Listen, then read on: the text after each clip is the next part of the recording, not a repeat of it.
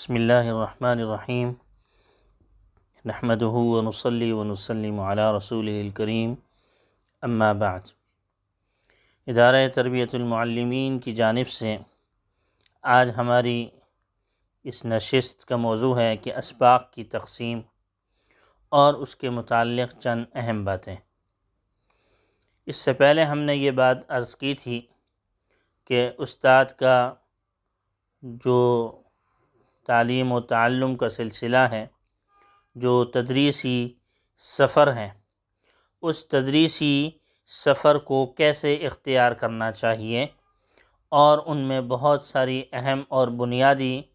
باتیں ہم نے عرض کی تھیں۔ ان باتوں کو سامنے رکھتے ہوئے استاد کو چاہیے کہ اپنا تدریسی سفر اسی کے مطابق کرتا رہے اور اپنے آپ کو اس سفر میں مشغول رکھیں۔ اس سلسلے میں دوسری اہم چیز آج ہم بیان کریں گے کہ اسباق کی تقسیم کیسے ہونی چاہیے، اس کے متعلق کون سی اہم باتیں ایسی ہیں کہ جن کو سامنے رکھنا چاہیے۔ دیکھیں، انسان کو اللہ جل شانہ نے اس دنیا فانی کے اندر اپنی اطاعت اور فرما برداری اور اپنی عبادت کے لیے پیدا فرمایا ہے، اور اللہ جل شانہ نے اپنی اس خلقت کے اندر یہ بات خود ملحوظ رکھی ہے، اور وہ خوب اللہ جل شانہ اس بات کو بخوبی جانتے ہیں کہ اس انسان کی خلقت، جبلت، فطرت اور طاقت کیا ہے، اور اسے کتنا مکلف بنایا جا سکتا ہے، اور میری مخلوق اور میری یعنی پیدا کردہ یہ میری مخلوق کس قدر صلاحیت کی حامل ہے۔ تو معلوم یہ ہوا کہ اللہ جل شانہ کو اس بات کا علم ہے کہ انسان کس قدر طاقت رکھتا ہے، صلاحیت رکھتا ہے، کتنا اس کو ہم اپنا مکلف بنا سکتے ہیں اور کس قدر مکلف نہیں بنا سکتے، اس کا حدود اللہ جل شانہ بخوبی جانتے ہیں۔ معلوم ہوا کہ اگر اللہ جل شانہ نے جس قدر انسان کو مکلف بنایا ہے، جس طریقے سے اس کو ایک صلاحیتوں سے سرفراز فرمایا ہے، نہ تو یہ کہا جا سکتا ہے کہ وہ اس سے زیادہ نہیں کر سکتا۔ نہیں، انشاءاللہ العزیز کوشش اگر انسان کی رہتی ہے تو وہ گاہے بگاہے اپنی کوششوں سے اور اپنی ہمت اور طاقت سے اپنی اس صلاحیت کے اندر اضافہ کر سکتا ہے، لیکن اس کی بھی ایک حد ہے، اور پھر یہ کہہ دے کہ جناب میری حد یہی ہے، یہ بھی صحیح نہیں کہ میں اتنا ہی کر سکتا ہوں، اس سے زیادہ نہیں کر سکتا، یہ بھی ٹھیک نہیں۔ تو لہٰذا بہت کم کرنا یا بہت زیادہ کرنا یہ انسان کے اپنے اوپر بھی اس کا بہت عمل دخل ہے۔ تو لہٰذا اللہ جل شانہ نے جس قدر انسان کو طاقت دی ہے، ہمت دی ہے، اسی قدر انسان کو مکلف بھی بنایا ہے، اور اس بات کا انسان کو چونکہ معلوم نہیں، تو لہٰذا اس سلسلے میں خوب محنت کرنی چاہیے، اور خوب اپنی ان صلاحیتوں کو ابھارنا چاہیے، اور خوب اپنے آپ کو بھی اور دنیا کو بھی اپنی صلاحیتوں سے مستفید کرنا چاہیے۔ اللہ تبارک و تعالی نے یہ انسان، اس کے اوپر قوم کی تعمیر اور قوم کی جو تربیت اور قوم کی جو ایک عظیم ذمہ داری سونپی ہے، اور ذمہ داری کو جو نبھانا اور اس کو ایک کامل اور مکمل درجے تک اس کو پہنچانا، یہ آسان کام نہیں ہے۔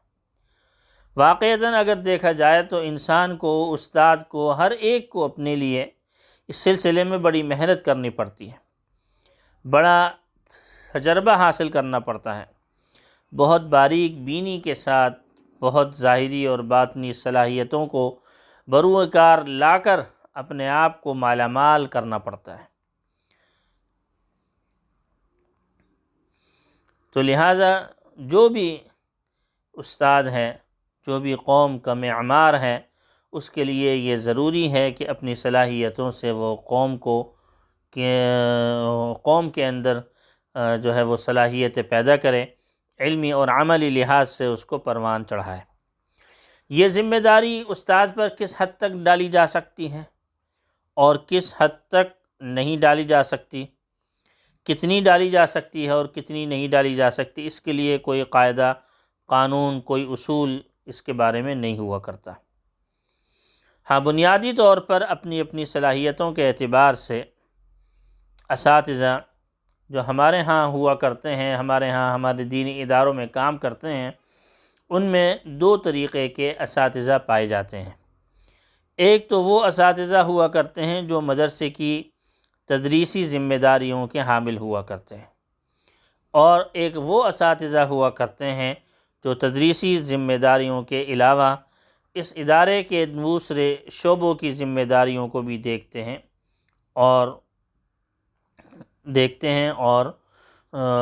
ان کے اوپر بھی اور مزید شعبوں کی ذمہ داریاں بھی ہوا کرتی ہیں۔ ان دونوں بنیادی جو تقسیم ہوتی ہے، اس کے لیے الگ الگ اصول اور اندازے مقرر کیے جاتے ہیں۔ اسی لیے ان کے درمیان جو اسباق کی تقسیم ہوا کرتی ہے وہ بھی پھر مساوات طریقے سے نہیں ہو سکتی۔ ان کی ذمہ داریوں کو سامنے رکھتے ہوئے اور ان کے حالات کا جائزہ لیتے ہوئے اور ان کے اپنے ذاتی اور اپنے ادارے کی جانب سے جو ذمہ داریاں دی گئی ہیں، اس اعتبار سے بہت ساری چیزوں کا جائزہ لیتے ہوئے ہمیں وہ کام کرنا ہے کہ جس سے ہمیں نقصان نہ ہو، اور وہ کام کرنا ہے کہ جس سے ہمیں اتنا نقصان نہ ہو کہ ہم اپنا فائدہ بھی کھو بیٹھیں۔ بعض اوقات انسان لالچ میں آ جاتا ہے، اور بعض اوقات حالات کچھ ایسے بن جاتے ہیں کہ ایک شخصیت پر، ایک استاد پر، ایک ذات پر ہم بہت زیادہ اس سے امید لگا بیٹھتے ہیں کہ بھئی یہ استاد ایسا ہے کہ جس کے اوپر ہم مزید کچھ ذمہ داریاں ڈالیں، کچھ اس کے اوپر رکھیں تو وہ ہمارے لیے جو ہے وہ فائدہ مند ہے اور بہت اہم چیز ہے، اور اس طریقے سے ہم اس استاد سے بہت سارا کام لے سکتے ہیں۔ ہرگز یہ ممکن نہیں۔ ایسے اساتذہ بہت جلدی ہی مختلف حالات کا شکار ہو جاتے ہیں۔ اللہ جل شانہ نے انسان کو جس طریقے سے بھی جو کمالات عطا فرمائے ہیں، جو صلاحیتیں عطا فرمائی ہیں، اور جو بنیادی باتوں کا خیال رکھنا ضروری ہوا کرتا ہے، ان تمام چیزوں کو سامنے رکھتے ہوئے ہر ایک سے اتنی ہی محنت لینی چاہیے کہ جتنے کی اس کی ذات اور اس کی فطرت تقاضا کرتی ہے۔ اس طریقے سے اگر ہم لالچ میں آ جاتے ہیں کہ بھئی یہ استاد ہے، یہ مدرسے میں بہت ساری صلاحیتوں کا مالک ہے، اس ہمارے ادارے میں بہت ساری چیزوں کو دیکھ بھال کر سکتا ہے، ایک وقت تک تو کرے گا، لیکن پھر اس کے بعد وہ بھی اس چیز کو خاطر خواہ اس کے اوپر خوب اچھے انداز سے توجہ نہیں کر سکتا۔ تو لہٰذا ان چیزوں کی طرف خصوصیت کے ساتھ توجہ دینے کی ضرورت ہے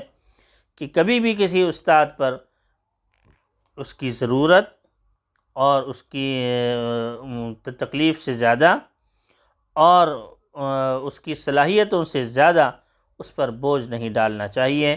بوجھ ڈال کے ہم کچھ حد تک تو نتیجہ اخذ کر سکتے ہیں اور نتیجہ مل جاتا ہے، لیکن دیکھنے میں یہ آیا ہے کہ بہت جلدی اس کے بہت سارے معاملات متاثر ہونا شروع ہو جاتے ہیں، اور یہ ظاہر سی بات ہے کہ یہ تکلیف مالا یطاق کے زمرے میں آ جاتا ہے۔ دوسرے وہ اساتذہ ہوا کرتے ہیں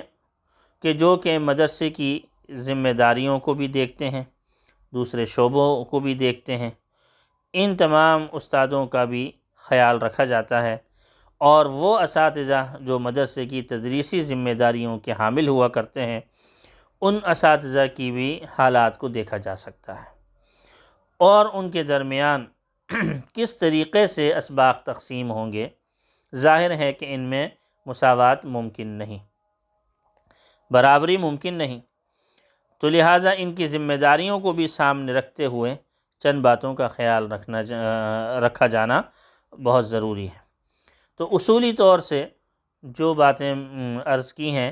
ان باتوں کا خیال رکھتے ہوئے اسباق کی تقسیم اور اس کے متعلق چند اہم باتیں وہ انشاءاللہ العزیز ان بنیادی باتوں کو سامنے رکھتے ہوئے، ان دو تقسیموں کو سامنے رکھتے ہوئے انشاءاللہ العزیز اگلی نشست میں ہم اس کی تکمیل کی طرف جائیں گے اور یہ بتائیں گے کہ اسباق کس طریقے سے تقسیم کیے جائیں کہ جس میں ہمیں اس استاد سے بھرپور فائدہ ملے۔ ایک وہ استاد جو کہ مدرسے کی ذمہ داریوں کو لیے ہوئے ہے، اس سے کیسے فائدہ حاصل کیا جا سکے۔ ان تمام چیزوں کو اچھے طریقے سے سمجھ کر پھر کام کریں گے تو انشاءاللہ ہمارے یہ دینی ادارے بہت ہی زیادہ زرخیزی کا ثبوت دیں گے اور انشاءاللہ العزیز اس سے جو ہے علم و عمل کے ماہرین پھر انشاءاللہ العزیز پیدا ہوں گے۔ اللہ جل شانہ ہمیں عمل کی توفیق عطا فرمائے۔ وآخر دعوانا ان الحمد للہ رب العالمین۔